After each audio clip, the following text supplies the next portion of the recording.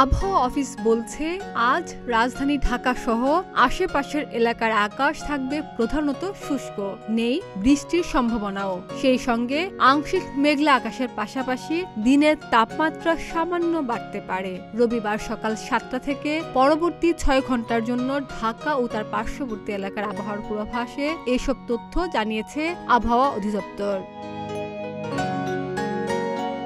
আবহাওয়া অধিদপ্তর থেকে বলা হয়েছে, আজকের দিনের প্রথমার্ধে আবহাওয়া প্রধানত শুষ্ক থাকতে পারে। সকাল থেকে দিনের বাকি সময়ে বৃষ্টিপাতের কোনো সম্ভাবনা নেই।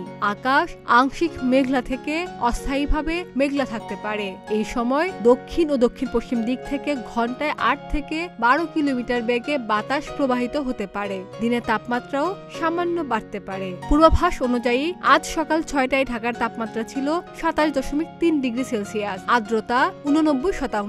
গতকাল ঢাকার সর্বোচ্চ তাপমাত্রা ছিল 33.4 ডিগ্রি সেলসিয়াস এবং আজকের সর্বনিম্ন তাপমাত্রা 27 ডিগ্রি সেলসিয়াস। আর গত 24 ঘন্টায় রাজধানীতে 21 মিলিমিটার বৃষ্টিপাত রেকর্ড করা হয়েছে।